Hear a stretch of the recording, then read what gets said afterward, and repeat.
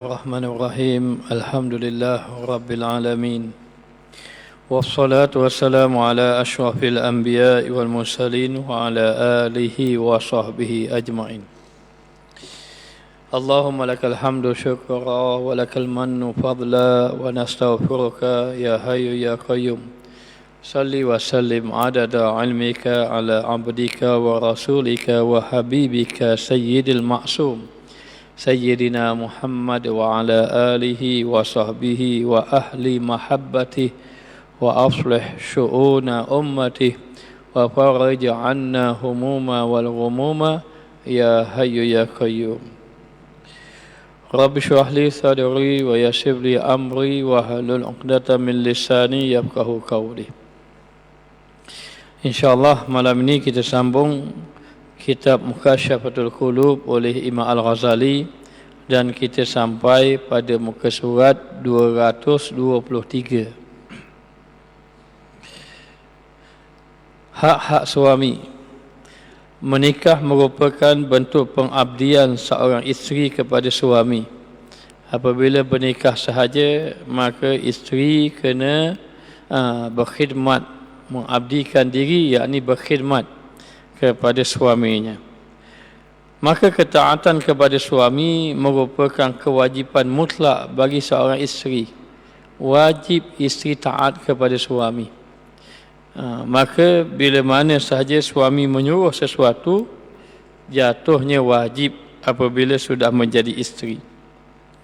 Selagi ketaatan itu bukan di dalam kemaksiatan, selagi mana bila disuruh tadi bukan perkara maksiat. Kerana Nabi sallallahu alaihi wasallam bersabda, la ta'ata li makhluqin fi ma'siyatil khaliq. Tidak ada ketaatan kepada makhluk dalam melakukan maksiat kepada Allah. Bila saja melakukan maksiat tidak boleh taat. Walau suami, walau ibu bapa, walau guru sekalipun, tidak boleh taat apabila menyuruh kepada perkara maksiat. Tetapi apabila saja tidak ada kandungannya, tidak ada maksiat di dalamnya, dan itu perintah daripada suami, maka hukumnya adalah wajib.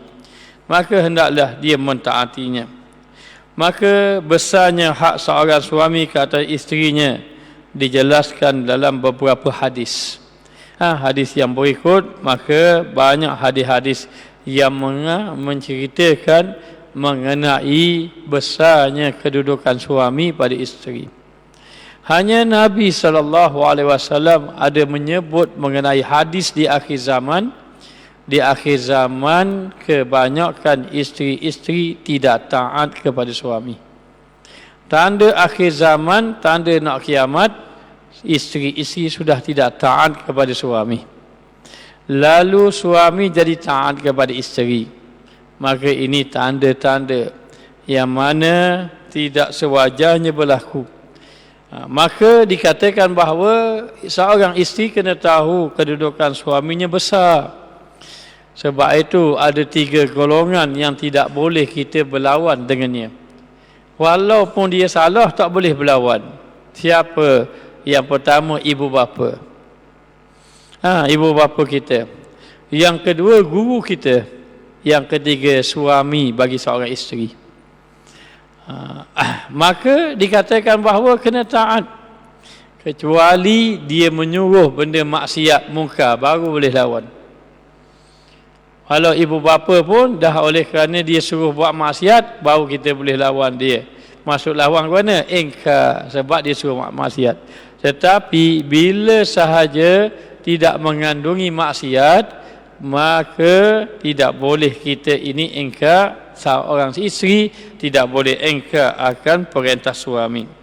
Nabi SAW bersabda, ayyuma imra'atin matat wa zawjuha anha radin dakhalat jannah. Maka Rasulullah SAW bersabda, jika seseorang isteri meninggal dunia dan suaminya dalam keadaan redha kepada dia, ia masuk di dalam syurga. Bila mana saja isteri mati, suami redha dia. Maka suami ingat bahawa isteri ini seorang yang taat, seorang yang salihah. Tetapi ingat, ada kisah di sebaliknya. Boleh cari dalam kitab Ihya Ulumuddin.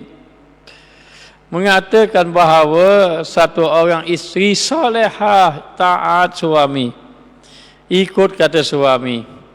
Jadi kadang-kadang walaupun suami isteri adalah berselisih faham. Mana ada suami isteri tak pernah berselisih faham. Maka adalah berselisih faham. Isterinya ini setiap kali dia rasa bersalah ataupun dia maknanya bila bergaduh dengan suami dia, tak kira siapa benar siapa salah, dia akan minta maaf. Ini isterinya. Bila dia lawa sikit, maka dia akan minta maaf. Maka isterinya selalu sebut perkataan minta maaf.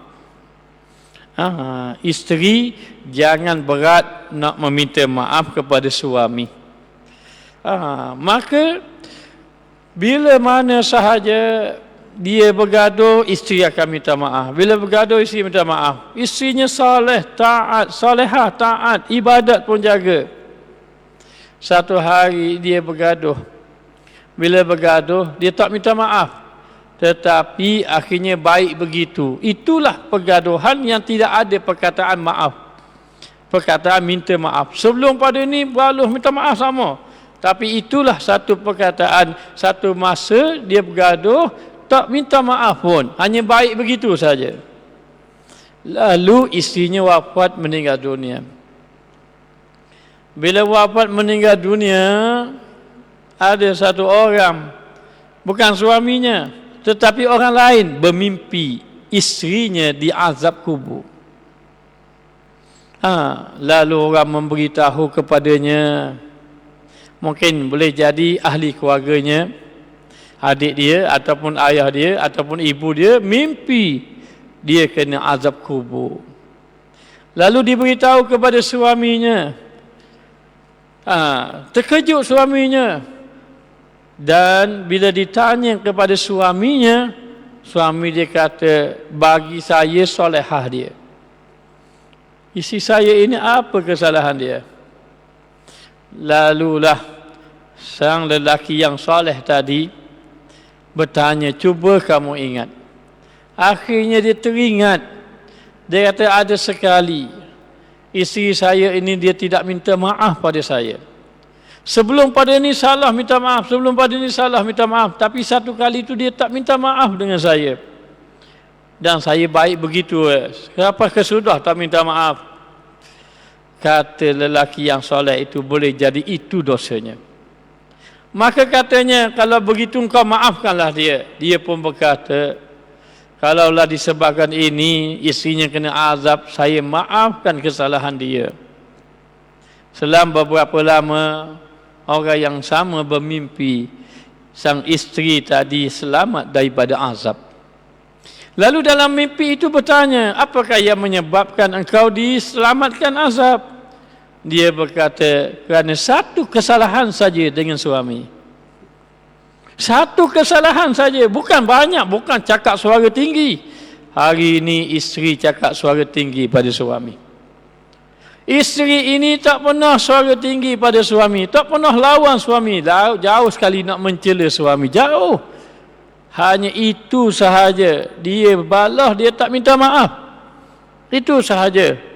Lalulah, kan, sebab apa kamu diselamatkan daripada azab?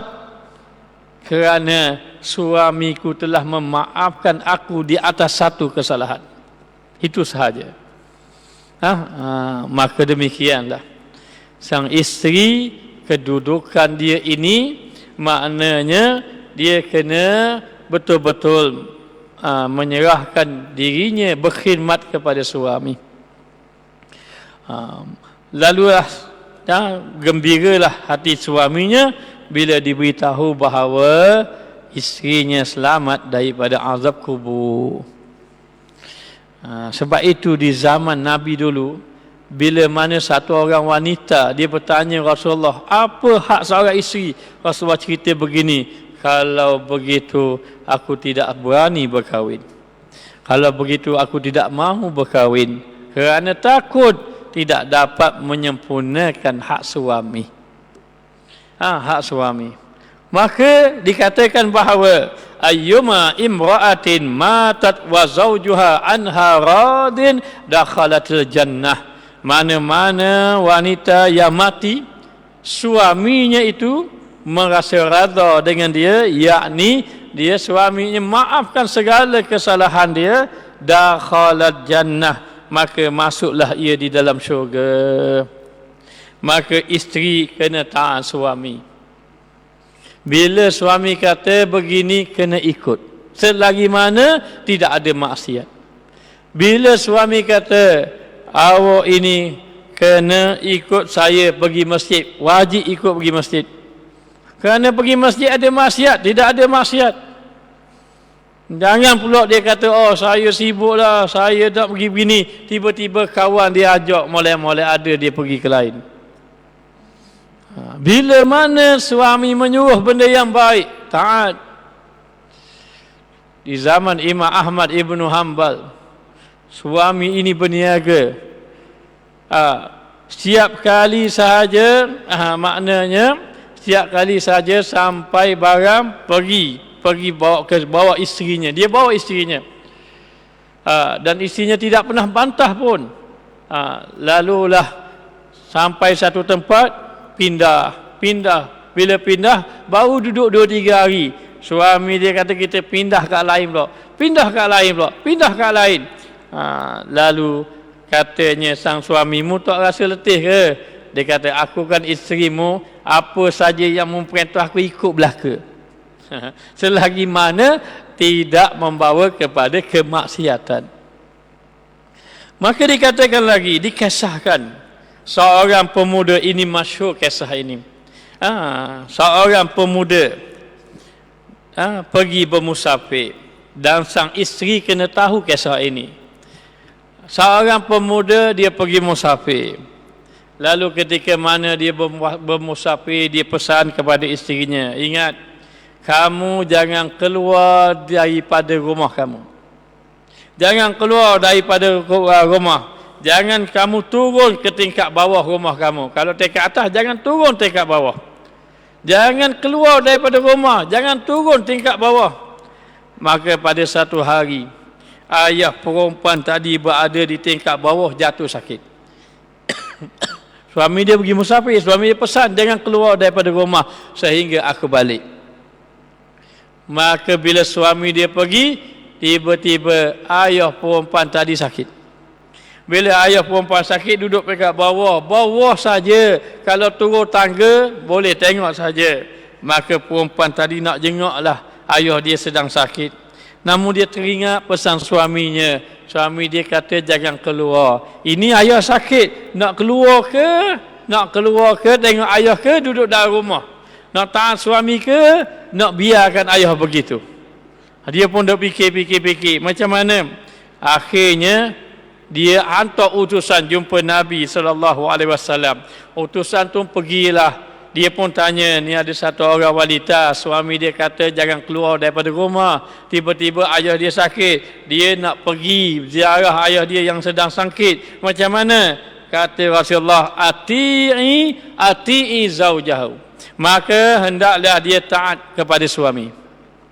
Taat kepada suaminya. Rasulullah tak bagi keluar. Maka dia kata, taatlah kepada suami kamu. Lalulah ayah dia pun sakit semakin parah. Sakit pula. Semakin orang pun bagi tahu, ni ayah kamu sakit, pergilah tengok. Kemarin tu sakit biasa, nampak ayah kamu semakin berat dah ni, pergilah tengok.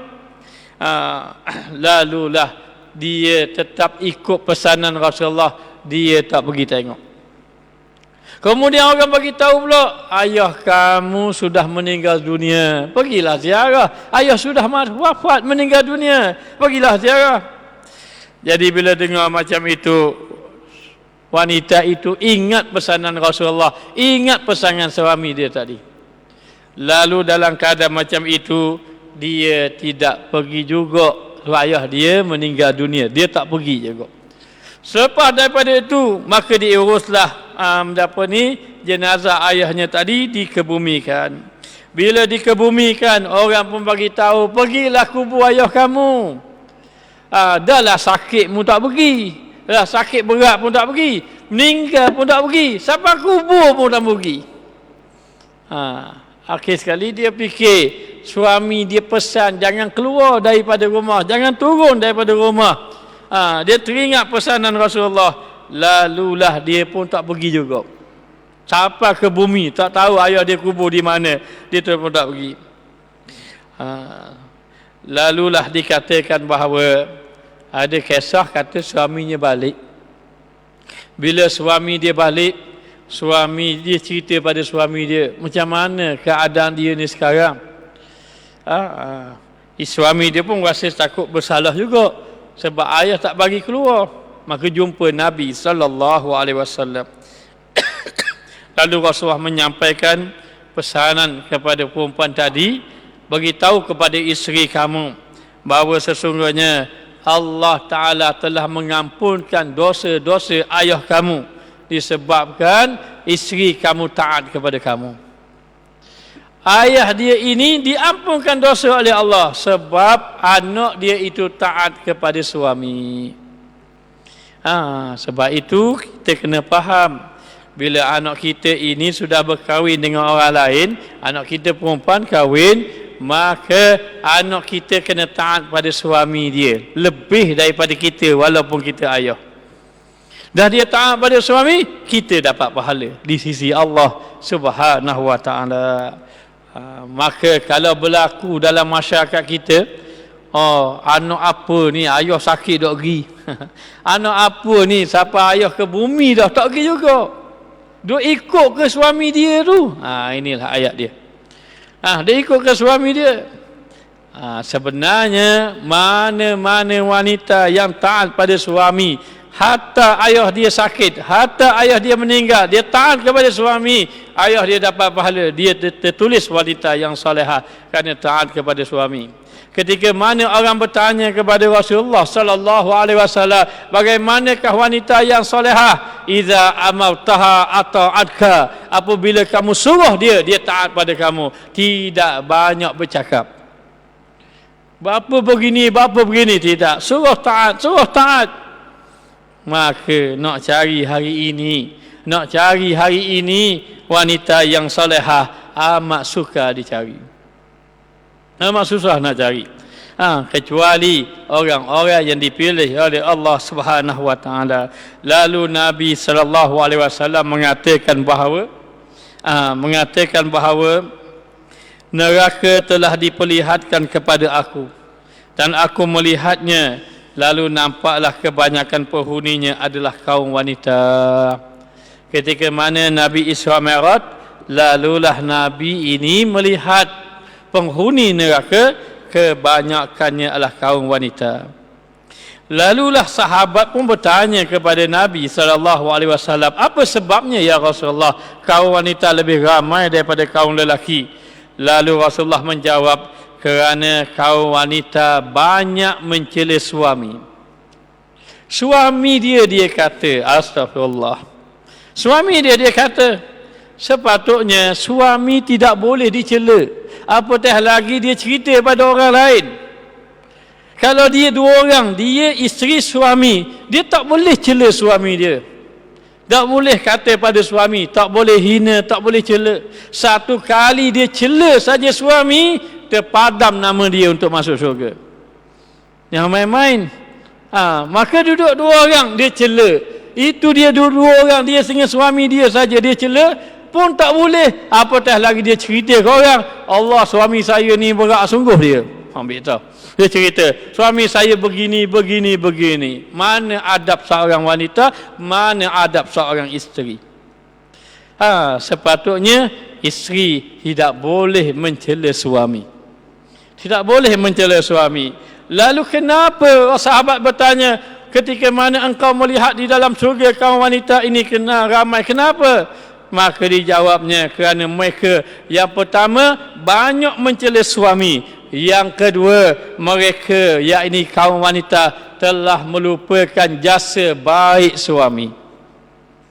Di dalam kitab Muhimmah menyatakan bahawa mana-mana wanita, yakni isteri, mana-mana isteri yang mengatakan sepanjang saya duduk denganmu tak ada kebaikan pun buat ke aku, tak ada benda pun memberi ke aku, terbatal segala amal ibadat dia.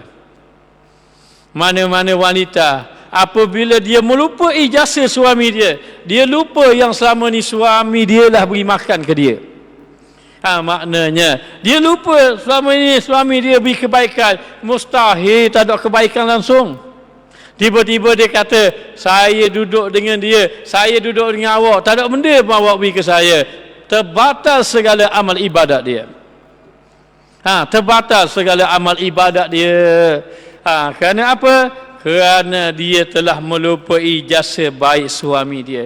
Maka ini kata Rasulullah mengatakan bahawa yaksiruna la'na wa yukaffiruna al-ashir. Mereka itu banyak melaknat suami dan mereka itu kufur kepada suami dia, yakni engkar kepada suami, yakni lupa jasa baik suami. Maka wanita ini sebenarnya dia mudah masuk syurga. Dibandingkan lelaki, wanita mudah masuk syurga. Kerana Nabi SAW bersabda, "Iza sallat al-mar'atu khamsaha wa shamat syahraha wa hafizat farjaha wa ata'at zawjaha wa dakhalat jannata rabbaha."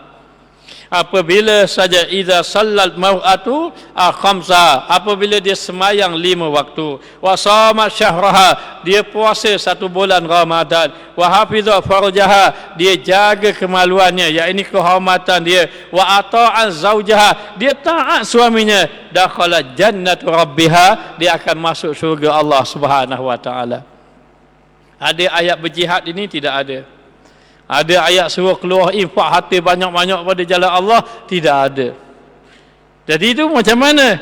Dia jaga dirinya, semayang, puasa, dia jaga muruah dia, kehormatan diri dia, dia taat suami. Kerana apa? Kerana wanita, ketinggian ibadat dia paling tinggi di sisi Allah, taat suami. Allah tak heran mu puasa banyak, Allah tak heran membaca Quran banyak. Kalau kamu tidak taat kepada suami, Allah tidak pandang amal ibadat wanita, isteri yang tidak taat pada suami. Maka ketinggian ibadat seorang isteri adalah taat kepada suami. Ketinggian ibadat orang kaya adalah infak fisabilillah. Kalau orang kaya itu banyak puasa, banyak semayang, infak dia payah, Allah tak pandang juga. Ketinggian ibadat orang ada harta, infak. Ketinggian isteri adalah taat kepada suami. Maka dikatakan bahawa Rasulullah mengatakan banyak adalah di kalangan kaum wanita. Lalu dalam hadis yang lain Rasulullah SAW bersabda, aku telah diperlihatkan kepada aku syurga, syurga telah diperlihatkan kepada aku melihat sedikit sekali kaum wanita. Dilihat di neraka banyaklah, yakni kaum wanita. Dilihat di syurga tadi sedikit. Istala'tu fil jannah, aku pun meninjau di dalam syurga. Fa iza aqallu ahliha, tiba-tiba aku tengok sedikit ahli-ahli syurga an-nisa, di kalangan daripada kaum wanita. Maka bertanyalah sahabat, aina nisa, gimana wanita yang lain tadi? Maka katanya mereka telah disibukkan oleh perhiasan dan juga pakaian. Mereka di antara sebab tidak boleh masuk syurga kerana duk sibuk dengan perhiasan, duk sibuk dengan pakaian. Maka dia sibuk dengan perhiasan pakaian, akhirnya tidak beribadah kepada Allah, akhirnya tidak taat kepada suami. Sayyidatina Aisyah radhiyallahu anha menceritakan bahawa seorang gadis datang kepada Rasulullah sallallahu alaihi wasallam. Lalu dia berkata, "Ya Rasulullah, saya telah dilamar. Ada orang melamar saya ataupun meminang saya. Namun saya tak tahu nak menikah ke tidak mau menikah. Namun saya tidak mau menikah. Dan apakah hak seorang suami ke atas isterinya? Baik, kalau saya menikah, saya nak tahu hak suami. Saya seorang isteri, apa yang hak suami yang saya perlunya? Saya perlu lakukan. Kalau saya kahwin, apakah hak suami yang saya perlu laksanakan? Orang pinang dia dah. Orang dah pinang dia dah. Dan saya nak menikah ni, tapi tak pasti lagi ni. Hati nak menikah. Orang dah pinang, tapi nak tanya bagaimana tanggungjawabnya. Lalu Rasulullah sallallahu alaihi wasallam menjawab, jika di atas telapak kaki suamimu ada nanah, jika di atas telapak kaki suamimu ada nanah, lalu kamu menjilatnya, kamu belum lagi dianggap menunaikan hak suami. Katanya begitu. Kamu masih lagi belum menunaikan hak suami, maka sebenarnya isteri tak mampu nak tunai hak suami, sebagaimana anak tak mampu nak tunai hak ibu bapa dia. Maka dia kata, kalau begitu kamu sudah mana nanah di kaki yang kamu jilat, kamu belum lagi dianggap menunaikan haknya. Lalu gadis itu berkata, kalau demikian saya tidak akan bernikah. Kalau begitu saya tidak akan bernikah. Lalu Rasulullah sallallahu alaihi wasallam bersabda, jangan begitu. Jangan begitu. Kamu harus bernikah kerana banyak kebaikan di dalamnya. Rasulullah juga bernikah. Sebab itu para suami-suami, dia kena maafkan kesalahan isteri. Kalau tidak maafkan kesalahan isteri, isteri akan bawa dosanya di hadapan Allah, dosa terhadap suami. Tidak ada dosa yang besar seorang isteri di hadapan Allah kecuali dosa dia terhadap suami dia. Lalu Rasulullah kata, jangan begitu kamu kahwin dan di dalamnya ada kebaikan. Berkhidmatlah kamu dengan suami. Mana-mana isteri yang berkhidmat kepada suami, maka besar kedudukannya di sisi Allah Subhanahu wa taala. Ibnu Abbas bercerita bahawa seorang perempuan daripada Khas'am datang kepada Rasulullah sallallahu alaihi wasallam, lalu dia berkata, saya ini seorang janda dan saya ingin bernikah. Apakah hak suami ke atas isterinya? Apakah seorang isteri, tanggungjawab seorang isteri terhadap suami tadi?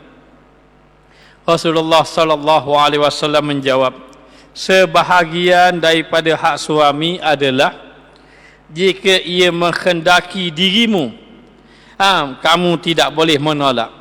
Sekalipun saat itu kamu berada di belakang, di atas unta. Maknanya, kalau suami itu ingin bersama dengan dia, dia tolak. Dia tak mau, dia tak nak bagi, maka dalam keadaan macam itu dia akan berdosa. Kamu tidak boleh memberikan sesuatu tanpa izinnya. Dalam riwayat yang lain, mana-mana isteri suami dia panggil dia, tiba-tiba dia berpaling. Suami tidur menghadap ke timur, dia menghadap ke barat. Dia akan dilaknat sampai subuh pagi. Sampai pukul subuh pagi. Dalam keadaan dia tidur, dilaknat oleh Allah dan Rasul. Maka dalam keadaan macam itu, dia kata, Rasulullah beritahu antara haknya, kalau suami yang kamu ingin kepada kamu, kamu tidak boleh tolak walaupun kamu duduk di atas belakang unta. Kamu tidak boleh memberikan sesuatu tanpa izinnya. Yang kedua, kalau kamu nak beri apa-apa, kamu tak boleh beri kecuali dengan izin dia. Izin dia. Apatah lagi orang dahulu isteri tidak bekerja, suami je bekerja. Jadi hak dalam rumah tu hak suami, dia tak boleh beri saja suka-suka saja. Mari adik dia bagi ambil kamu. Suami dia balik tengok mana radio, tak ada, ambil ke adik. Tanpa pengetahuan suami, tidak boleh memberi kecuali dengan izin suaminya. Bahkan janganlah kamu berpuasa sunat tanpa izinnya. Bahkan isteri tak boleh puasa sunat kalau suami tidak izin. Suami dia kata, saya nak puasa sunat besok hari Isnin. Suami kata, tak payahlah. Awak kalau puasa, awak tak masak ke saya? Kalau awak masak ke, masakan awak pun jadi tak sedap. Kalau awak puasa, jadi saya makan seorang, jadi saya puasa lah, maka tak boleh puasa. Kalau dia kata saya nak beribadat, dia puasa juga, maka haram berpuasa kerana dia tidak taat kepada suami. Begitu kedudukannya. Kalau kamu tetap mengerjakannya, Baik, kamu puasa juga. Sebab kamu fikir, ini ibadat ini. Maknanya, suami tak apa makan kedai, tak apa lah ni. Maknanya, tapi tak apa. Ini ibadat, kita nak puasa, nak cari pahala. Maka kata Rasulullah, merasa lapar kamu, rasa dahaga kamu tidak diterima oleh Allah Subhanahu Wa Taala. Dan jika kamu pergi daripada rumah kamu tanpa izin suami, keluar daripada rumah, balah macam mana pun, siapa salah, siapa tak salah, isteri tak boleh keluar daripada rumah. Tidak boleh keluar daripada rumah. Bila saja dia keluar daripada rumah tanpa izin suami, malaikat akan melaknatnya sampai kembali ke rumah ataupun sampai dia bertaubat kepada Allah.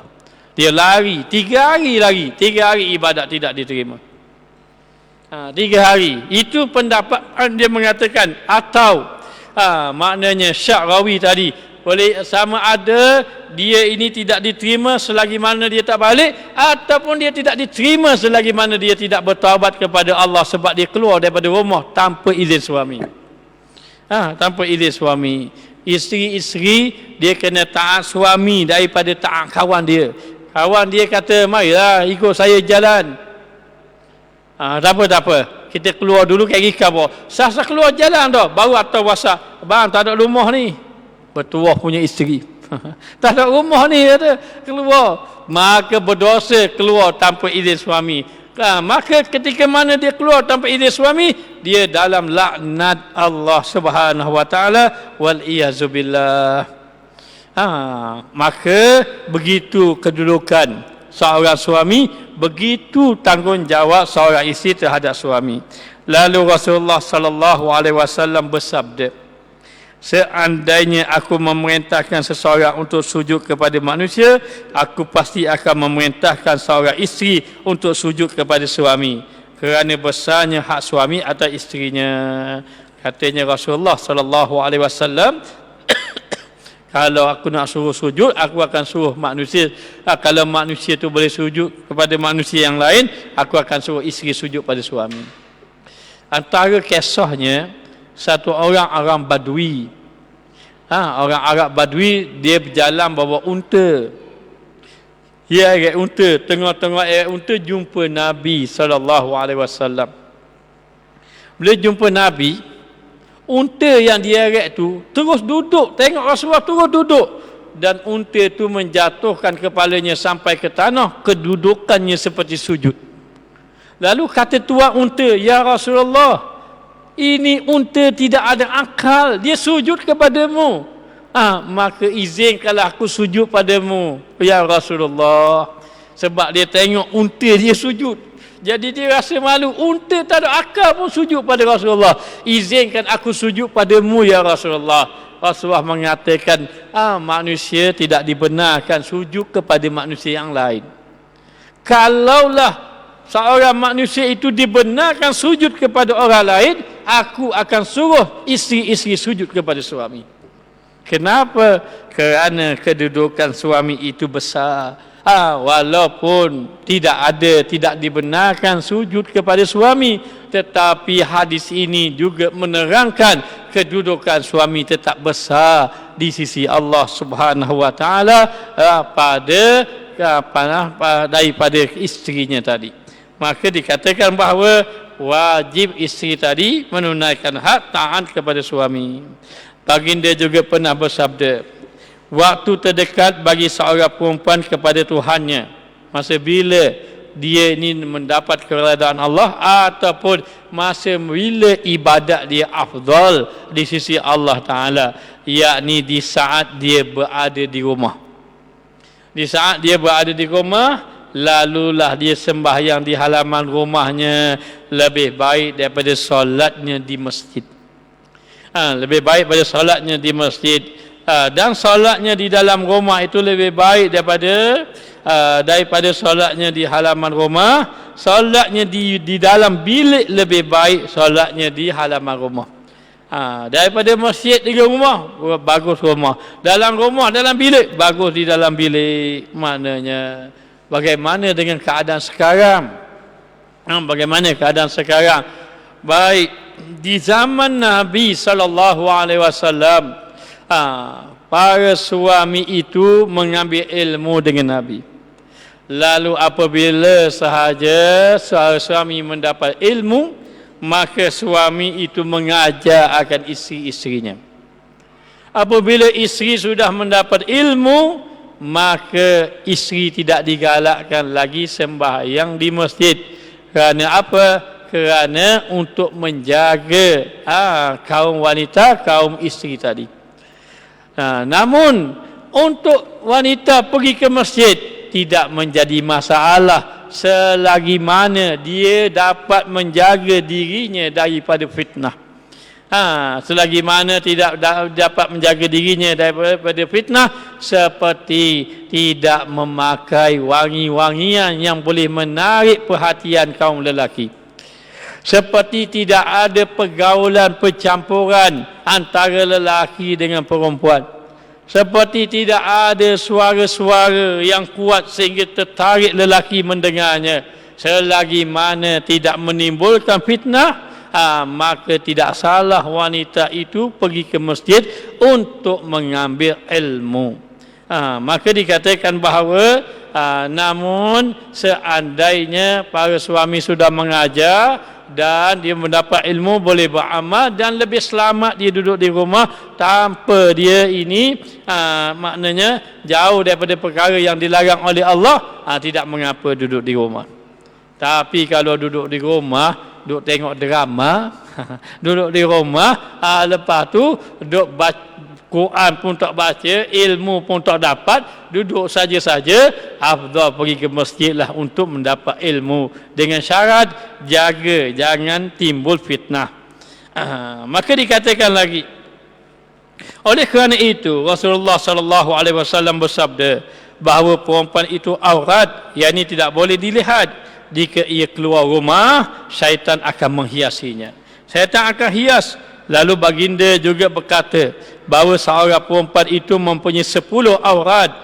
Jika ia menikah, suaminya menutup satu aurat. Jika dia meninggal dunia, kubur menutup seluruh auratnya. Wallahu alam. Saya tidak sempat sembang apa yang dimasukkan pada wanita itu ada 10 aurat. Maka hanya beritahu bahawa kaum wanita itu kena menutupi. Lalu salah seorang isteri Nabi namanya Siti Aisyah radhiyallahu anha. Jadi bila mana Siti Aisyah dia tiba-tiba satu hari ada tengok kaum lelaki ni ada jenazah. Jadi bila jenazah, kalau orang pergi semayang di Mekah, bila ada jenazah, orang letak atas usung gitu, akan nampak jenazah tadi. Maknanya jenazah yang sudah dikafan. Lalu Siti Aisyah pun bertanya, nanti kalau mati ini begitu ke keadaannya? Ya, begitulah keadaannya. Maka Siti Aisyah rasa malu. Kalau begitu nampaklah auratnya. Begitu, sedangkan itu sudah tertutup. Tapi Aisyah kata kalau begitu nampaklah aurat aku nanti kalau mati, begitu diletakkan. Maka Siti Aisyah pun merasa bimbang, malu nanti bagaimana auratnya dilihat nanti. Lalulah semenjak daripada itu lalu dikatakan bahawa apabila Siti Aisyah wafat, maka diletakkan keranda diletakkan di dalamnya sehingga tidak dilihat akan aurat dia. Begitu maknanya. Dan Siti Aisyah radhiyallahu anha seorang wanita yang sangat pemalu. Maka ketika mana wafatnya Nabi SAW, maka jenazah Rasulullah yang mulia ini duduk di dalam rumahnya, dalam biliknya. Maka oleh kerana ini suaminya, jadi di dalam rumahnya, maka tak apalah kalau dia tak pakai tudung, sebab ini suaminya, walaupun suaminya sudah wafat. Kemudian wafat Sayyidina Abu Bakar As-Siddiq radhiyallahu anhu. Sayyidina Abu Bakar As-Siddiq itu ayahnya. Maka bila wafat saja Sayyidina Abu Bakar As-Siddiq, duduk di sebelah makam Nabi SAW. Ini ayah dia. Walaupun ayah dia sudah wafat, maka kalau dia membuka rambutnya, nampak rambut, tak apalah. Yang ini suaminya, yang ini adalah ayahnya. Maknanya Kemudian selang berapa lama pula, tiba-tiba Sayyidina Umar Al-Khattab wafat. Ketika mana Sayyidina Umar nak wafat ini, Sayyidina Umar beritahu pada anak dia, cuba kamu pergi tanya kepada maknanya kepada Siti Aisyah, boleh tak maknanya kalau jenazah aku ni dikebumi berhampiran dengan Rasulullah. Lalu Aisyah kata, aku simpang ke aku, tapi Sayyidina Umar minta, tak apalah. Dia pun bagi pada Sayyidina Umar. Maka semenjak itu Sayyidina Umar ni sudah wafat, Siti Aisyah tak pernah membuka auratnya walaupun di dalam rumahnya. Orang tanya, kan dia sudah wafat, walaupun wafat tetap menjaga aurat. Ini dia Siti Aisyah radhiyallahu anha. Wallahu alam. Kita sambung akan datang. Rabbana zalamna anfusana wa illam taghfir lana wa tarhamna lanakunanna minal khasirin. Wa sallallahu ala sayyidina Muhammad wa ala alihi wa sahbihi wa sallam. Walhamdulillahirabbil alamin.